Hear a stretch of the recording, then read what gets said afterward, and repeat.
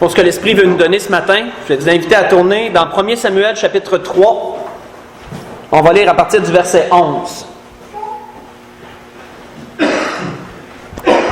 Ce que vous allez pas mal reconnaître au cours du message, c'est que l'Esprit va nous donner de revisiter des endroits qu'on a vus la semaine passée. On a lu dans ces endroits la semaine passée et l'Esprit a été puiser le message de ce matin encore dans ces endroits. Donc le contexte va vous être un peu familier par rapport à ce qu'on en a parlé la semaine passée. Dans 1 Samuel chapitre 3, donc brièvement ramenez à votre esprit, je vais être très bref sur le contexte. Comme vous savez, Élie est en disgrâce devant Dieu, ne recevait plus les révélations.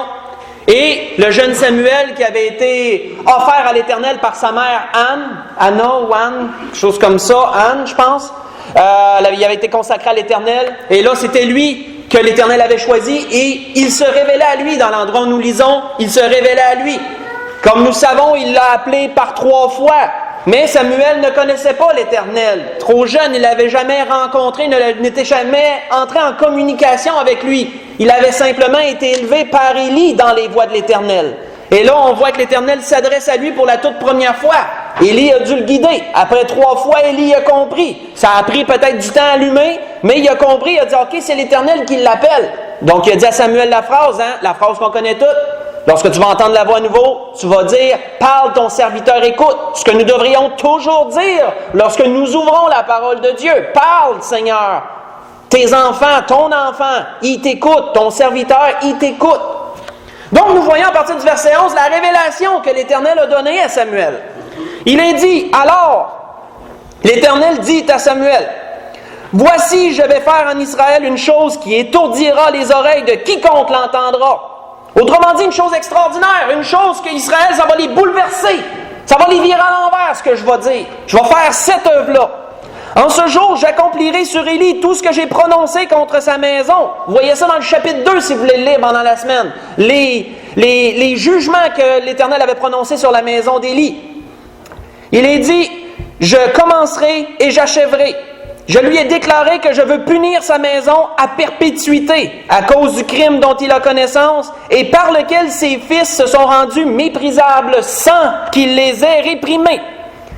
C'est pourquoi je jure à la maison d'Élie que jamais le crime de la maison d'Élie ne sera expié, ni par des sacrifices, ni par des offrandes.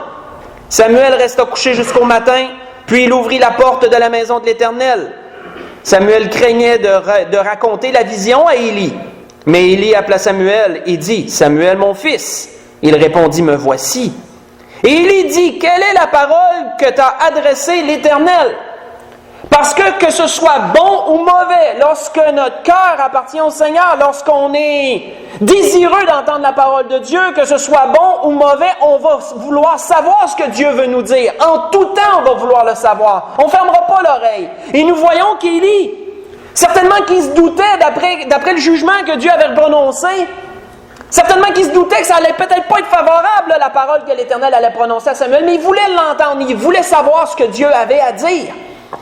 Et nous voyons il est dit « Ne me cache rien, dit-il, que Dieu te traite dans toute sa rigueur si tu me caches quelque chose de tout ce qu'il t'a dit. » Samuel lui raconta tout sans rien lui cacher.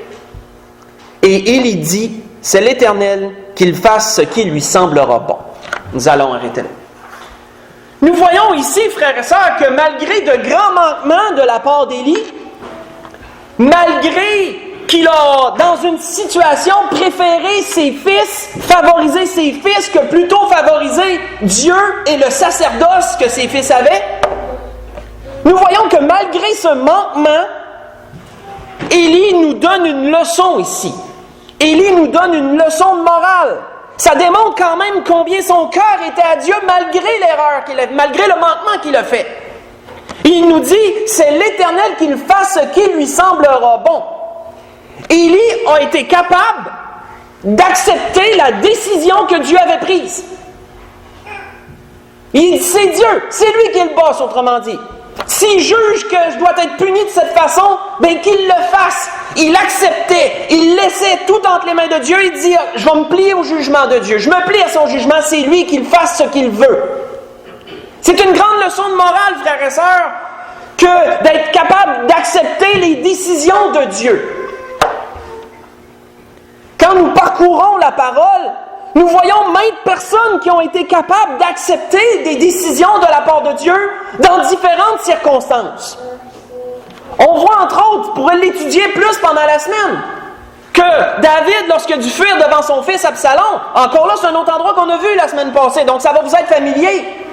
Lorsqu'il a dû quitter, on voit qu'un homme qui était de la famille de Saül, Chiméi, son nom, a maudit David sur le chemin pendant que David s'en allait avec tous ceux qui voulaient le suivre. Il a maudit David sur le chemin. Il lui disait à David, il dit, l'Éternel fait retomber sur toi le sang de Saül. Tu as occupé son trône, l'Éternel te punit, etc. Chiméi disait ce que lui pensait de la situation. Autrement dit, si ça t'arrive, c'est parce que tu le mérites, Dieu te punit. Et là, on voit qu'il y a eu un serviteur de David qui a dit, il dit, laisse-moi donc aller couper la tête.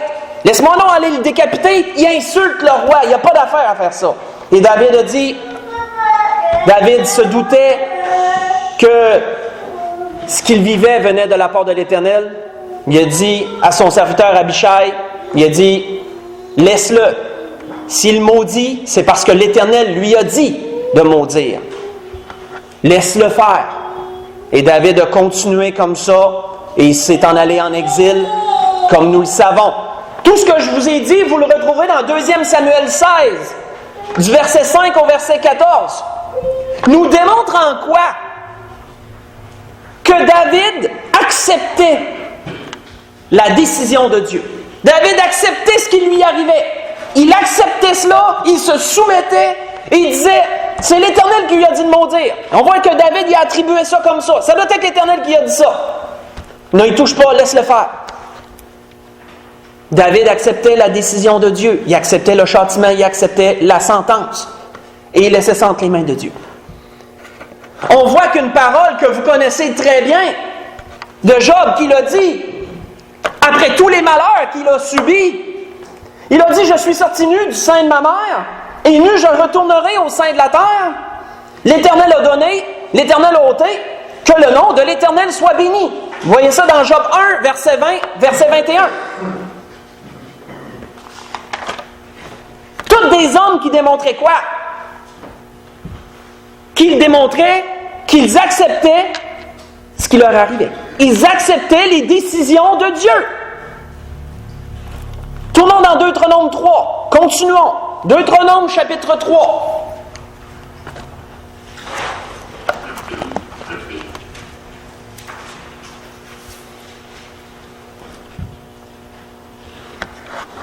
Comme on le sait, lorsque nous appartenons à Dieu, tout ce que nous vivons est régi par celui d'en haut.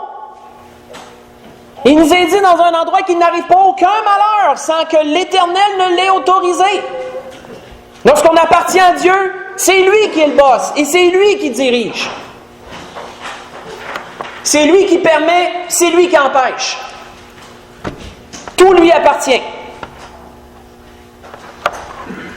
On voit dans le Deutéronome chapitre 3, à partir du verset 23, à cette nouvelle génération qui était issue du désert, où Moïse les a enseignés sur beaucoup de choses, il leur disait en introduction, dans le début de ses enseignements, il leur a rappelé ce que lui-même avait vécu à cause du peuple, à cause de leur père, du châtiment qu'il avait hérité à cause de leur père.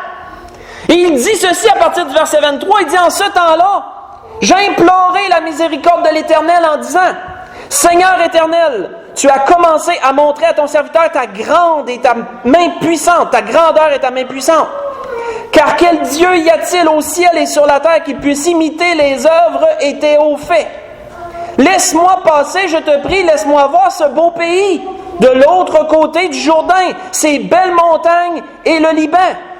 Parce qu'on le sait, l'Éternel y avait dit, parce qu'il avait frappé le rocher au lieu d'y parler, l'Éternel y avait dit, tu n'entreras pas dans le pays que j'ai promis, à cause de ton erreur, toi et Aaron n'entrerez pas dans ce pays. Et là, on voit Moïse dire à l'Éternel, mon Dieu, reviens sur cette décision, laisse-moi donc voir ce beau pays que tu as parlé. J'ai vu tant de choses, laisse-moi voir le complet de tout ça, laisse-moi voir la fin de toute cette œuvre. Et on voit qu'il est dit au verset 26, mais l'Éternel s'irrita contre moi à cause de vous. Et il ne m'écouta point. Et l'Éternel me dit, c'est assez, ne me parle plus de cette affaire.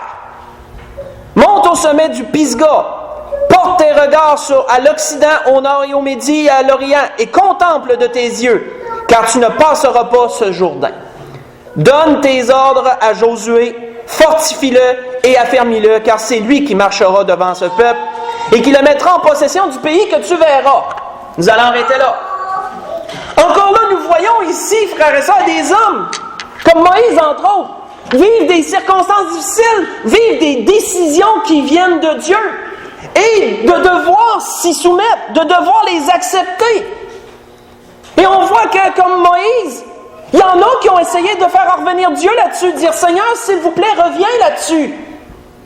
On voit que, d'ailleurs, le prophète Jérémie, il a essayé de faire ça aussi envers le peuple. Lorsque Dieu avait prononcé une sentence sur le peuple d'Israël, le prophète Jérémie essayait de faire revenir Dieu là-dessus.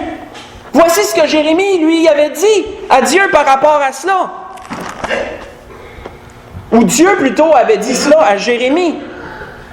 Il lui a dit, « Et toi, n'intercède pas en faveur de ce peuple, n'élève pour eux ni supplication ni prière, ne fais pas des instances auprès de moi, car je ne t'écouterai pas, disait l'Éternel. » Voyez ça dans Jérémie 7, verset 16.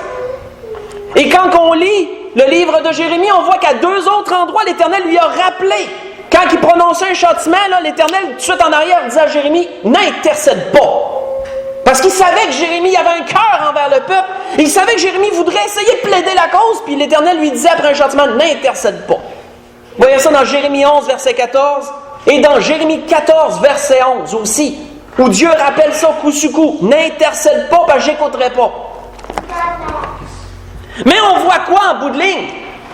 On voit toujours la même chose, frères et sœurs. On voit des hommes être capables d'accepter des décisions de la part de Dieu, sans s'y rebeller, sans avoir de l'amertume envers Dieu ou envers quiconque. On voit que qu'est-ce que Dieu avait dit à Moïse? Il avait dit, tu vas prendre Josué puis tu vas le fortifier. Tu vas l'élever, tu vas le grandir, tu vas le préparer. On sait que Moïse aurait aussi bien pu se dire en lui-même, mais Josué, il va manger un mauvais quart d'heure. C'est ma place qu'il a. Il aurait pu faire ça. Mais qu'est-ce que Moïse a fait? Comme beaucoup d'autres hommes, il s'est soumis à la décision de Dieu. Il a accepté la décision. Et il a traité Josué exactement comme l'Éternel voulait qu'il le fasse. Il l'a aidé, il l'a supporté, l'a fortifié, l'a préparé pour les choses qui s'en venaient. On voit qu'en contrepartie, il y en a qui n'ont pas été capables d'accepter des décisions de Dieu dans la parole. Tournons dans 1 Samuel 20, continuons. Dans 1 Samuel chapitre 20. Vous pouvez vous imaginer de qui on va parler ici brièvement. D'un homme parmi tant d'autres. Mais il y a ces deux parties-là dans la parole. Il y a des hommes qui ont été capables d'accepter des décisions, et il y a des hommes qui n'ont pas été capables d'accepter des décisions de la part de Dieu. On voit dans 1 Samuel 20, on va lire à partir du verset 30. Parce que là, on se retrouve au temps de Saül. Et on le sait, Saül, il était en disgrâce devant Dieu. Et qu'est-ce que Dieu avait dit par la bouche du prophète Samuel? Quand Saül s'était accroché aux vêtements de Samuel, puis qu'il avait dit « Non, bénis-moi », le vêtement de Samuel avait déchiré, et qu'est-ce que Samuel avait dit? « C'est ainsi que Dieu déchire aujourd'hui le royaume d'Israël d'entre tes mains. Il va le donner à quelqu'un d'autre. » Est-ce que Saül a accepté la décision de Dieu? Qu'est-ce qui nous est dit ici dans 1 Samuel 20 à partir du verset 30? Lorsque David ne s'était pas présenté au repas que Saül avait donné, parce que David le savait, Saül veut me tuer. Et David avait averti Jonathan, son meilleur ami, le fils de Saül, il dit, ton père veut me tuer. Il dit, tu vas voir là, teste ton père, puis tu vas voir ses sentiments envers moi. Et on voit que Jonathan, il a testé son père, et voici ce qu'il nous est dit. Alors la colère de Saül s'enflamma contre Jonathan. 1 Samuel 20, à partir du verset 30. Et il lui dit, fils rebelle, fils pervers et rebelle, je sais bien que tu as pour ami le fils d'Isaïe, à ta honte et à la honte de ta mère. Car aussi longtemps que le fils d'Isaïe sera vivant sur la terre, il n'y aura point de sécurité pour toi, ni pour ta royauté. » Qu'est-ce que Saül disait? Cet homme va prendre ton trône. Parce que normalement, c'est de père en fils. On le sait, si le roi règne, le roi meurt, c'est le fils qui prend la place du père sur le trône. Mais qu'est-ce que l'Éternel avait dit à Saül par la bouche du prophète? Il a dit, je vais le donner à quelqu'un d'autre. Il n'a jamais dit qu'il le donnerait à un membre de sa famille. Et on le sait qu'à un moment donné, lorsque Saül a vu que David grandissait en popularité, Saül a su, il dit, ça doit être lui qui va prendre ma place. Et on sait que Saül n'a jamais accepté ça. C'est pour ça qu'il a été si dur envers David pour le restant de sa vie. Et qu'il disait à Jonathan, mais si tu favorises cet homme-là, mais c'est lui qui va prendre ton trône, il va prendre ta place, la place qui te reviendrait normalement. Et maintenant, envoie-le chercher et qu'on me l'amène, car il est digne de mort. Jonathan répondit à Saül son père et lui dit, « Pourquoi le ferait-on mourir? Qu'a-t-il fait? » Et Saül dirigea sa lance contre lui pour le frapper. Jonathan comprit que c'était chose résolue chez son père que de faire mourir David. Nous allons arrêter là. Comme on le voit, frères et sœurs, en contrepartie, il y a des hommes qui n'ont pas été capables d'accepter des décisions venant de Dieu, aussi dures soient-elles. Si vous voulez le lire pendant la semaine, vous voulez l'étudier, on voit encore que dans le temps de Jérémie, dans Jérémie 42 et Jérémie 43, les deux chapitres, si vous voulez les lire pendant la semaine, vous verrez que le peuple voulait savoir ce que l'Éternel voulait. Il voulait savoir quelle décision prendre. Parce que là, le roi Nabuchodonosor avait passé et eux se retrouvaient, ils avaient été laissés sur la terre, puis là, ils se demandaient qu'est-ce qui allait se passer, tout était détruit, qu'est-ce qu'on fait? Jérémie, le prophète, était au milieu d'eux. Et ils ont dit à Jérémie, intercède pour nous auprès de l'Éternel, on veut savoir. Jérémie a intercédé, qu'est-ce que l'Éternel a dit? Restez là, n'allez pas en Égypte, parce qu'eux autres, ils avaient fomenté le projet, ils disaient, on va aller se sauver en Égypte, on va aller se réfugier là-bas. Comme ça, le malheur ne nous atteindra plus.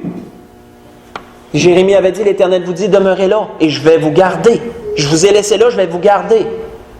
Mais on voit que le peuple n'a jamais été capable d'accepter la décision de Dieu. Ils ont décidé à la place de fuir en Égypte. Et on voit que ça ne les a pas avantagés. Au contraire, Dieu a envoyé Nabuchodonosor contre l'Égypte. Et l'Égypte a été ravagée par Nabuchodonosor. Donc, le malheur qu'ils voulaient fuir les a atteints. Où est-ce qu'ils ont cherché à s'en aller?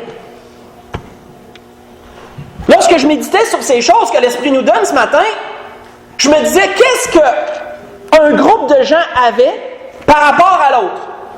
Qu'est-ce qu'il y en a qui avaient pour être capables d'accepter les décisions venant de Dieu par rapport à d'autres qui n'ont pas été capables d'accepter les décisions de Dieu? Et l'Esprit a mis un mot dans ma tête. Et ça arrive souvent comme ça. Vous savez, lorsqu'on a des messages puis que je vous donne un mot, c'est pas parce que je connais la langue française par cœur, c'est parce que souvent Dieu fait ça. Il me met un mot dans ma tête puis souvent moi-même, je suis même pas sûr de la définition, il faut que j'aille la voir. Puis là, je dis, ben oui, ça concorde.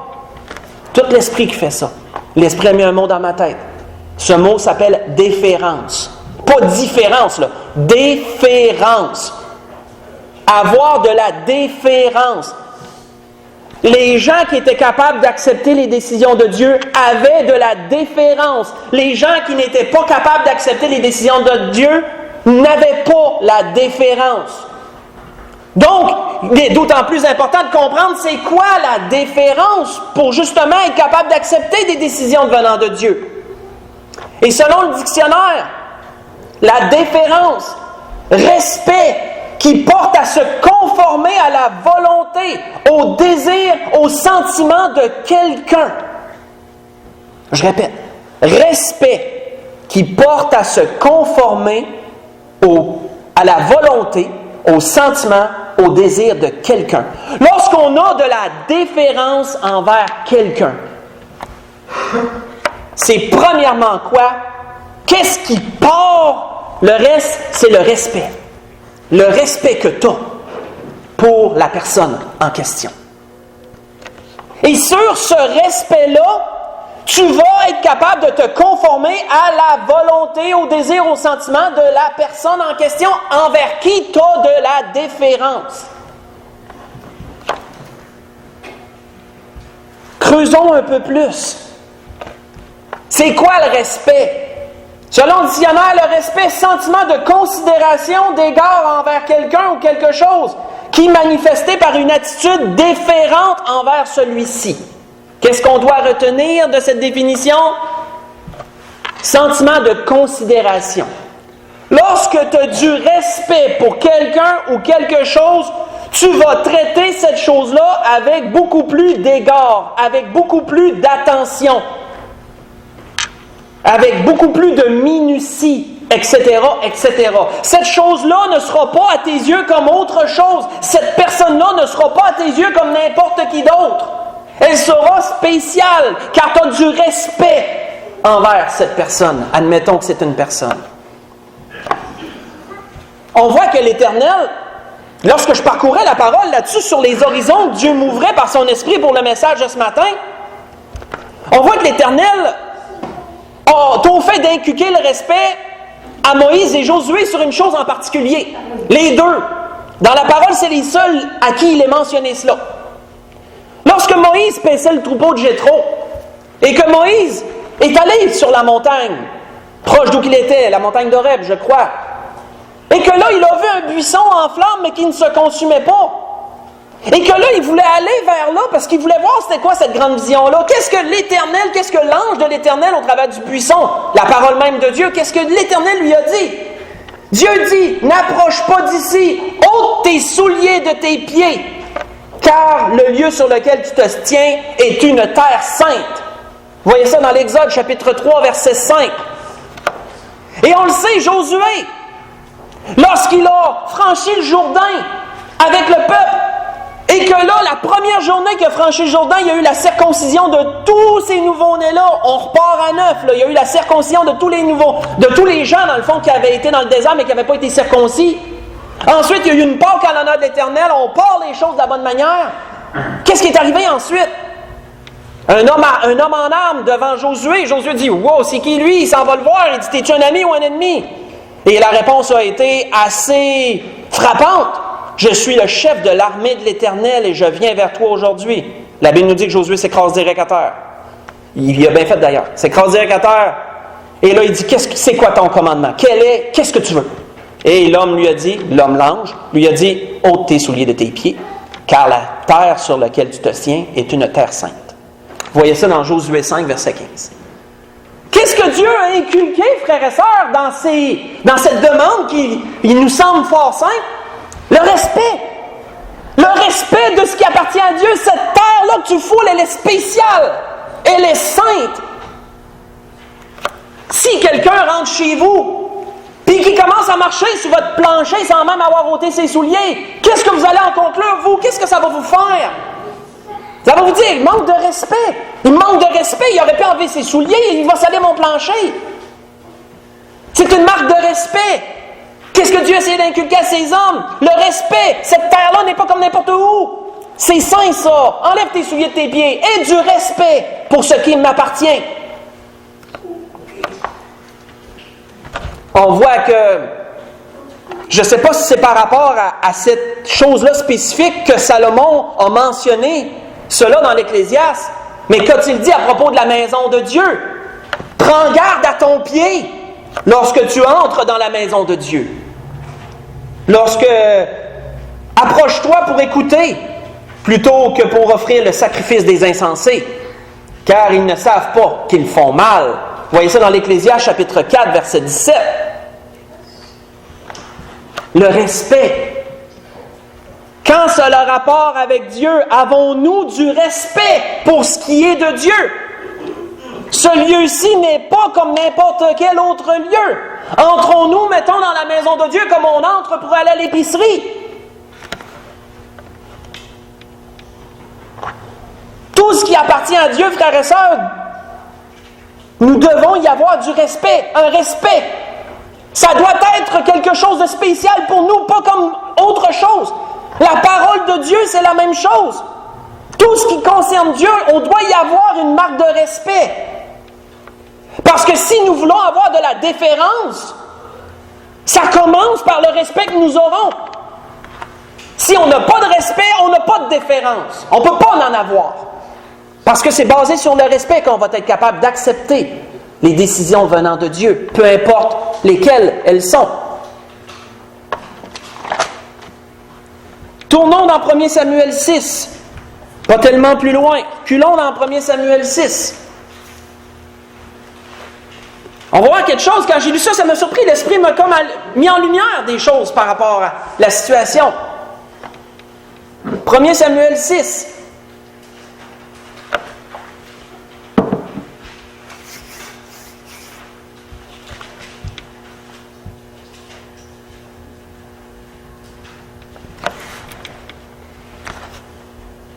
« 1 Samuel 6, on va lire à partir du verset 19.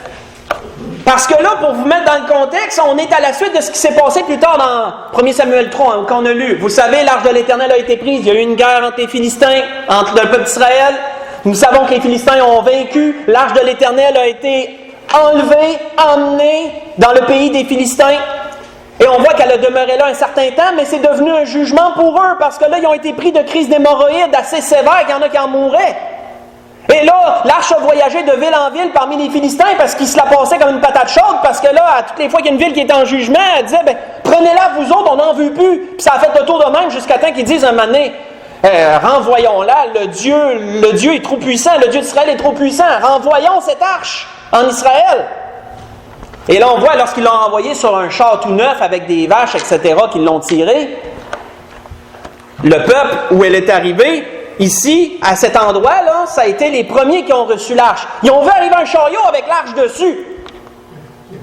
Parce que vous savez, frère, ça, il y a eu un temps dans la parole, là. Moi, quand je méditais là-dessus, je me disais, voyons, l'arche, là, elle n'était pas supposée d'être cachée. Vous savez, dans l'Ancien Testament, dans le désert, là, l'arche avait un voile toujours dessus, on ne pouvait pas la regarder, l'arche. Elle était toujours cachée. Mais on voit qu'il y a eu un temps, maintenant, là, dans les juges, où beaucoup de choses étaient laissées aller. Et juste avant aussi, dans le temps de Samuel, on voit qu'à un moment donné, l'arche se promenait à l'air libre. Je veux dire, il n'y avait plus de voile sur le dessus pour la cacher. Lorsqu'elle a été prise par les Philistins et qu'elle a voyagé d'une place à l'autre, il n'y avait pas de voile dessus. La Bible ne nous le dit pas. Eux voient l'arche arriver sur le chariot, tout contents. Ils offrent un sacrifice à l'Éternel pour le remercier de cela. Ils placent l'arche sur une grosse pierre. Ils placent l'arche là, à la vue de tout le monde, sur une grosse pierre. Mais là, il est arrivé quelque chose de particulier. Qu'est-ce qu'on lit au verset 19? 1 Samuel 6. L'Éternel frappa les gens de Beth-Shemesh parce qu'ils regardèrent l'arche de l'Éternel. Et il frappa 50 070 hommes parmi le peuple, et le peuple fut dans une grande désolation parce que l'Éternel l'avait frappé d'une grande plaie. Les gens de Beth-Shemesh dirent: qui peut subsister en présence de l'Éternel, ce Dieu saint? Et vers qui l'arche doit-elle monter en s'éloignant de nous? Ils envoyèrent des messagers aux habitants de Kirjath-Jéarim pour leur dire: les Philistins ont ramené l'arche de l'Éternel, descendez et faites-la monter vers vous.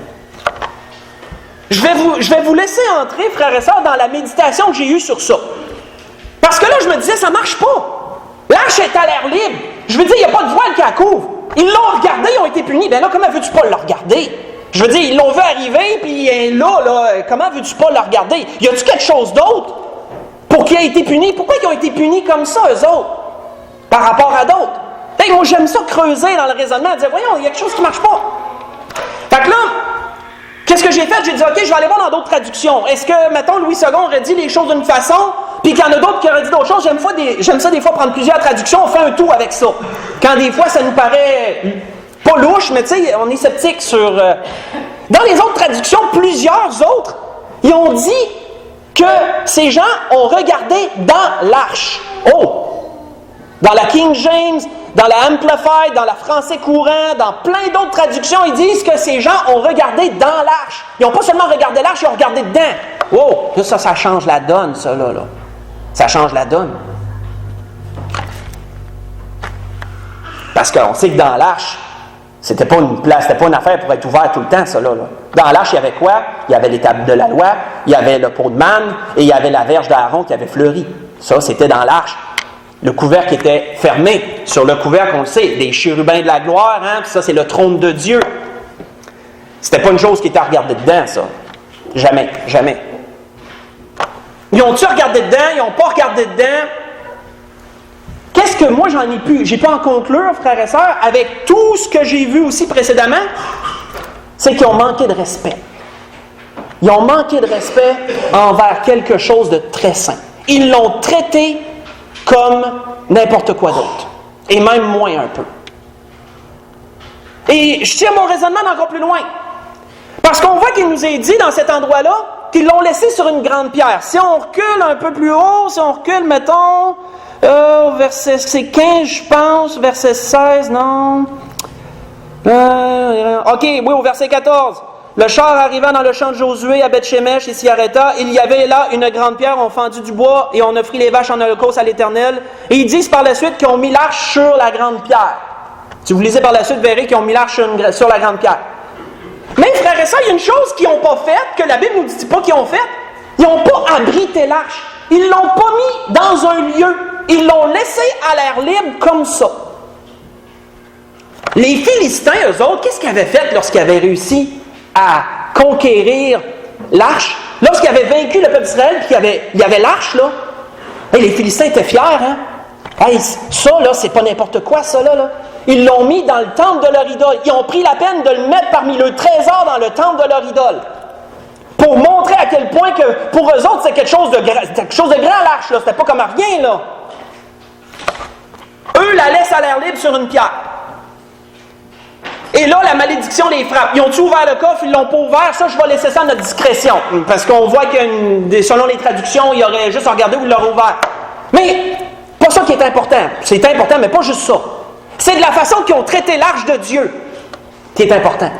Parce qu'on voit que, si vous lisez dans le chapitre 7, plus loin, on ne le lira pas là, dans 1 Samuel 7, mais lorsque le peuple de Kirjat-Jéarim, le peuple d'Israël, mais que lorsque eux autres sont venus chercher l'arche, la première fois qu'ils ont fait, ils l'ont mis dans une maison, puis ils ont mis quelqu'un pour la garder. Oh! Ça change la donne, ça aussi, vous ne trouvez pas? Ça ramène à quoi? Ça ramène, quel respect avons-nous pour ce qui concerne Dieu? On voit que pour qu'est-ce qui est de l'arche, ce peuple-là, ces gens-là, je ne dirais pas ce peuple, c'est le peuple d'Israël, je veux dire, mais ces gens-là ont manqué de respect pour l'arche de Dieu. Et ça l'a amené le jugement de Dieu sur eux. Il y en a d'autres qui ont eu plus de respect qu'eux autres. Ça l'a amené la bénédiction de Dieu, ça. Et vous savez, frère, ça, je méditais, j'étendais ma méditation avec on continue. Et pourquoi qu'aujourd'hui, il y a si peu d'acceptation des volontés de Dieu? Quand on parle aux enfants de Dieu un peu partout, il arrive des choses, on se rend compte que plusieurs ont de la misère à accepter des décisions venant de Dieu. Ça amène à quoi? Moi, frères et sœurs, de ce que je constate de nos jours, plusieurs, et je ne parle pas d'ici, je veux dire les chrétiens en général à qui je parle, et Dieu sait que j'en vois des chrétiens un peu partout, le respect pour ce qui concerne Dieu est en train de se perdre. Beaucoup de gens aiment le Seigneur. Beaucoup de gens qui sont venus au Seigneur aiment le Seigneur. Mais le respect pour ce qui concerne Dieu, pour ce qui concerne sa parole, le livre saint, pour ce qui concerne le temple, le lieu où adorer Dieu, toutes ces choses-là, il en manque. On voit que, et là, je ne veux pas m'étendre trop, mais on voit que l'habillement de plusieurs chrétiens laisse à désirer de nos jours. On voit que l'apparence de plusieurs chrétiens laisse à désirer. La révérence pour le temple de Dieu laisse à désirer. Plusieurs choses, on dit qu'on aime le Seigneur, mais le respect, frères et sœurs, en ce qui concerne Dieu devrait être là. Tout ce qui concerne Dieu, tous les commandements que Dieu nous demande, devraient avoir une attention particulière de notre part. Pourquoi? Parce que, oui, le Seigneur Jésus, c'est notre ami. Il y en a beaucoup qui, parce que la parole nous dit que le Seigneur est notre ami, il le traite comme un ami. Mais le respect, Jésus, c'est aussi le Seigneur, hein? C'est pas juste un ami, c'est premièrement le Seigneur, Jésus. L'Église, c'est pas un dépanneur, c'est l'Église. C'est un lieu très saint. C'est un endroit où on vient adorer le Seigneur, ça appartient à Dieu, ça. Et tout est autre chose qu'on peut penser si on veut étendre notre méditation. Quand ça concerne Dieu, il doit y avoir du respect. Le pasteur, l'homme de Dieu, il faut avoir du respect, il appartient à Dieu. C'est Dieu qui l'a placé pour l'Église. Le diacre aussi, Dieu l'a placé pour l'Église. Et on peut étendre ça dans bien des choses. Je vais arrêter là, mais on peut étendre ça dans bien des choses. Quand ça concerne Dieu, avons-nous du respect? Est-ce que pour nous, cela, c'est spécial? Avons-nous plus de considération, d'attention quand ça concerne les choses de Dieu? Parce que si on traite une chose de façon égale à n'importe quelle autre, ou on la traite moindre que d'autres choses, c'est qu'on n'a pas de respect, ou on en manque du moins. Et si ça arrive, comment pouvons-nous avoir la déférence d'accepter des décisions venant de Dieu? On ne peut pas, parce que c'est basé sur le respect qu'on a, premièrement, ça. Tournons pour ça, allons plus loin, tournons dans 2 Samuel 19. On voyage comme ça, 2 Samuel 19. Ça va vers la conclusion.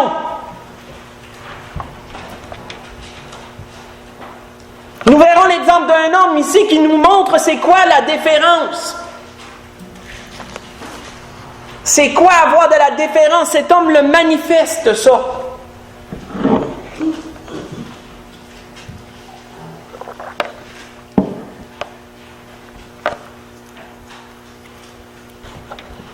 Deuxième Samuel, chapitre 19, à partir du verset 24. Ça concerne David encore. Qu'est-ce qui est arrivé avec son fils, Absalom? David revient. Absalom a été vaincu. On sait que David est en pleurs. David, on pourrait dire qu'il commence à faire son deuil. Il revient parce que là, il va reprendre le trône. Et on sait qu'il y a des gens qui sont venus au-devant de lui. Entre autres, un homme du nom de Méphibosheth, fils de Jonathan, fils de Saül. Méphibosheth, on le sait, David avait pris soin de lui dès sa jeunesse pour honorer la mémoire de son meilleur ami Jonathan. Méphibosheth était un homme handicapé des pieds. Et là, cet homme-là, on le sait, il avait voulu aller avec David, il a été trompé par son serviteur, Siba, parce qu'il avait attelé des chars avec des vives, etc., tout pour nourrir David et ses gens. Puis son serviteur, lorsque son maître n'était pas là, il a pris le char, puis il est parti, puis il a dit à David, il dit, regarde, mon maître, il t'a délaissé, puis c'est moi qui t'apporte tout ça. Et on sait que David l'avait honoré pour ça. David avait dit, tu vas hériter de toutes les terres de Méphibosheth, c'est toi qui vas devenir maintenant le boss. Parce que tu as su m'honorer comme il se doit. Mais Méphibosheth, il avait été trompé, David ne le savait pas ça. Et là, Méphibosheth arrive, au verset 24. Méphibosheth, fils de Saül. On sait que dans la parole, quand il dit fils de Saül, parfois il veut dire petit-fils aussi. Des fois, ça peut devenir mêlant comme ça. Des fois, il parle du fils, mais il parle du grand-père ou de l'arrière-grand-père, puis il dit le petit-fils comme étant le fils. C'est un langage qui était à cette époque-là, ça. C'est une façon de dire les choses. On voit qu'il n'avait point soigné ses pieds, ni fait sa barbe, ni lavé ses vêtements depuis le jour où le roi s'en était allé, jusqu'à celui où il revenait en paix. Ça a été sa façon à lui de démontrer son deuil, de démontrer que « Hey, je ne voulais pas rester ici, je voulais y aller moi aussi. » Lorsqu'il se rendit au-devant du roi à Jérusalem, le roi lui dit « Pourquoi n'es-tu pas venu avec moi, Méphibosheth? » Et il répondit « Ô mon roi Seigneur, mon serviteur m'a trompé. Car ton serviteur qui est boiteux avait dit « Je ferai sceller mon âne et je le monterai et j'irai avec le roi. » Et il a calomnié ton serviteur auprès de mon Seigneur le roi. Autrement dit, Siba l'a calomnié en voulant dire, il l'a descendu, il l'a rabaissé, il l'a trompé. En disant, Méphibosheth, il ne voulait pas venir, moi je suis venu. Mais mon Seigneur le roi est comme un ange de Dieu. Fais ce qui te semblera bon. Car tous ceux de la maison de mon père n'ont été que des gens indignes de mort devant le roi mon Seigneur. Et cependant, tu as mis ton serviteur au nombre de ceux qui mangent à ta table. Quel droit puis-je encore avoir? Et qu'ai-je à demander au roi? Et quand on regarde la réponse de David, nous verrons que la réponse n'a pas été facile. Le roi lui dit, « À quoi bon toutes tes paroles? Tu as un beau discours que tu me dis là, Méphibosheth. Je l'ai déclaré, toi et Siba, vous partagerez les terres. » Le roi, il n'est pas revenu sur sa décision. Hein? Il n'a pas dit, « Oh, t'as été trompé, pauvre toi, je vais revenir sur ce que j'ai dit. » David, étrangement, il a été très sévère. Il a dit, « Non, j'en reviens pas sur ma décision. À partir de cette heure, c'est plus tes possessions, c'est ceux de ton serviteur aussi. Il est devenu possesseur comme toi de tous tes biens. » Et quelle est la réponse de Méphibosheth? Ça nous démontre c'est quoi avoir de la déférence, ça, frères et sœurs. Et Méphibosheth dit au roi, « qu'ils prennent même le tout. Qu'ils prennent même le tout, puisque le roi, mon Seigneur, rentre en paix dans sa maison. Méphibosheth dit au roi, malgré sa sentence sévère, regarde, il peut même garder tout s'il veut. Moi, pour moi, l'important, c'est que toi, tu sois bien. C'est que toi, tu rentres en sécurité dans ta maison. Quand tu as de la déférence, là, quand tu as un énorme respect pour quelqu'un, puis qui te demande quelque chose, tu vas te plier à ce qu'il te demande, si ça a du sens, bien sûr. Quand c'est Dieu qui nous le demande, on sait que ça a toujours du sens, parce que c'est Dieu qui le demande, c'est pas n'importe qui. Avoir de la déférence, frère, ça, c'est ce que l'Esprit nous parle ce matin. Sommes-nous capables d'accepter des décisions venant de Dieu sans s'y rebeller? Parce qu'on sait que dans la parole, il y a eu les deux cas. Hein? Il y a eu des gens qui ne se sont pas rebellés, qui ont accepté, aussi dur soit-il. Ils ont, oui, essayé de faire changer d'avis, mais quand ils ont vu que c'était chose résolue, OK. On s'y plie, on accepte, on subit. Correct. Dieu l'a décidé ainsi. Et on sait qu'il y en a qui n'ont pas accepté. Se sont rebellés contre Dieu. Saül, entre autres, l'a démontré envers David. Et on voit Saül puis Moïse, hein, c'est un beau parallèle. Hein? Comme Moïse, lui, il a pris soin de Josué, même si Josué prenait sa place. Mais Saül, il n'a pas eu soin de prendre David. Il n'a pas eu soin de David comme, mettons, Moïse a eu soin de Josué. On voit comme des parallèles par rapport à ça. Là. Saül a fait le contraire. Lui, il l'a persécuté parce qu'il prenait sa place.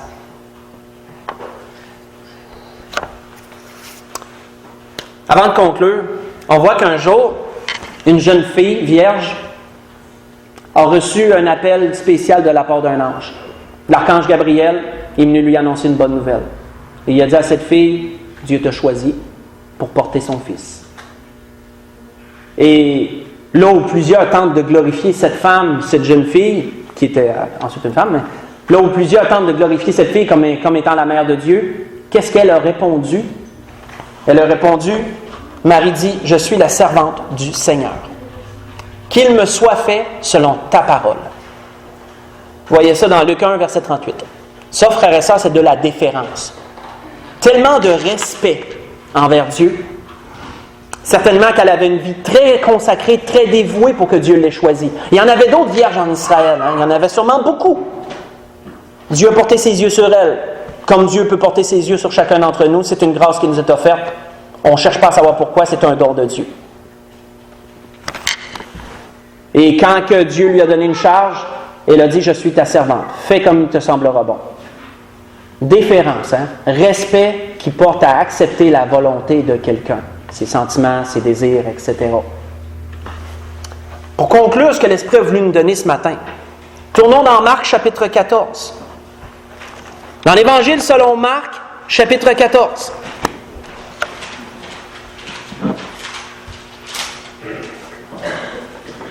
On ne peut pas terminer ce message sans regarder le modèle de déférence qui nous a été donné. Vous savez qu'on parle de notre Seigneur, bien sûr, qui fut un modèle en toutes choses. Et dans la déférence aussi, il a été un modèle, notre Seigneur. On voit que lorsqu'il s'est rendu au jardin de Gethsémane, à partir du verset 32, Marc chapitre 14, on sait qu'est-ce que le Seigneur a fait. Le Seigneur savait que son heure était vraiment proche, là. Il savait que c'était sa dernière nuit. Il savait que Judas s'en venait avec les autres. Ils allèrent ensuite dans un lieu appelé Gethsémane. Et Jésus dit à ses disciples, asseyez-vous ici pendant que je prierai. Il prit avec lui Pierre, Jacques et Jean. Et il commença à éprouver de la frayeur et des angoisses, parce que Jésus était humain aussi, pas seulement divin. Et il leur dit, mon âme est triste jusqu'à la mort, restez ici, veillez. Puis, ayant fait quelques pas en avant, il se jeta contre terre et pria, s'il était possible que cette heure s'éloigne de lui. Il disait, Abba Père, toutes choses te sont possibles. Éloigne de moi cette coupe. Toutefois, non pas ce que je veux, mais ce que tu veux. C'est quoi, frères et sœurs, ça? C'est de la déférence. C'est un respect énorme envers Dieu et envers sa volonté, qui est capable de dire, ben Seigneur, tu veux que je passe ça, tu veux que je vive ça, tu as décidé ça, Puisque ça m'arrive, puis que c'est toi qui régis ma vie, tu as décidé ça. Bien, Seigneur, sans murmurer, sans rien dire, je vais l'accepter, puis on va y aller. On va y aller ensemble, parce que le Seigneur marche toujours avec nous, hein. Et il vint vers les disciples qu'il trouva endormis, et il dit à Pierre, Simon, tu dors. Tu n'as pas pu veiller 1 heure. Veillez et priez afin que vous ne tombez point dans la tentation. L'esprit est bien disposé, mais la chair est faible. Il s'éloigna de nouveau et fit la même prière. Il revint et les trouva encore endormis, car leurs yeux étaient appesantis, et ils ne surent que répondre. Et il revint pour la 3e fois et leur dit, dormez maintenant et reposez-vous, c'est assez. L'heure est venue, voici, le Fils de l'homme est livré aux mains des pécheurs. Levez-vous, allons, voici, celui qui me livre s'approche. La grâce que nous souhaite, frères et sœurs, dans toutes ces choses que nous avons vues ce matin, ce que l'Esprit a voulu nous dire, on a vu qu'il y en a qui acceptent, qu'il y en a qui n'acceptent pas. Comment ça se manifeste, ça? Ça se manifeste bien sûr par l'attitude des gens, par les actions qu'on porte suite à une chose qu'on sait que Dieu a décidé. Pas toujours facile d'accepter ce que Dieu met sur notre route. Pas toujours facile d'accepter les décisions qui viennent de Dieu. Qu'est-ce que la parole nous démontre?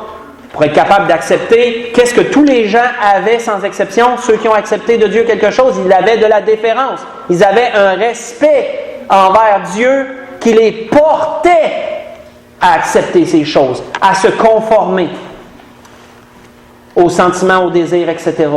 de Dieu. L'Esprit nous a parlé du respect. Avons-nous du respect? Parce que si on n'en a pas, on n'a pas de déférence. Pas de déférence, pas de respect, pas de déférence. Parce que c'est basé sur le respect. Avons-nous du respect pour Dieu? Pour tout ce qui concerne Dieu, sans exception. Allant de notre personne jusqu'à sa demeure, jusqu'à tout. Si on a du respect dans les moindres choses comme dans les grandes, on va se conformer. Parce qu'on a du respect. Et si on refuse de se conformer, il y a un manque de respect. Et s'il y a un manque de respect, bien la déférence est difficile d'en avoir par la suite. Mais si toutes ces choses sont là, on a vu encore des gens qui ont été capables d'accepter ce que Dieu mettait sur leur route. Et ils l'ont fait en plus avec joie, par-dessus ça. Notre Seigneur, notre modèle, a accepté de mourir pour chacun d'entre nous à cause de sa déférence. C'était une des bases qu'il avait et c'est sur cela qu'il a accepté son sacrifice. La grâce que je nous souhaite à tous, que nous puissions nous aussi travailler sur cela, analyser ces choses. On manque de respect, efforçons-nous d'en avoir parce que Dieu le demande, sur peu importe ce qui concerne Dieu. On a du respect, la déférence va suivre parce que c'est basé là-dessus. C'est la grâce que je nous souhaite parce qu'on en a besoin dans les temps qu'on est rendu de déférence. Parce que ça ne veut pas dire, frères et sœurs, qu'à cause qu'on a de la déférence, tout va être facile. Hein? Le Seigneur est mort quand même, là. Mais le Seigneur l'a ressuscité. Et le Seigneur l'a glorifié. Le Père l'a glorifié. Si on a de la déférence, ça ne veut pas dire qu'on n'aura pas d'épreuves. Ça ne veut pas dire que ça va être plus facile à traverser. Mais on va faire ce que Dieu nous demande. Et ça, pour nous, ça devrait être le tout. Ça devrait être absolument tout pour nous, ça. Juste faire ce que Dieu nous demande. Juste ça. Et si on est capable d'accepter juste ça, Dieu va nous en donner beaucoup parce qu'on sait que Dieu se souvient toujours de tout cela. Hein? La grâce que je nous souhaite à chacun d'entre nous, on peut se lever pour le dernier cantique.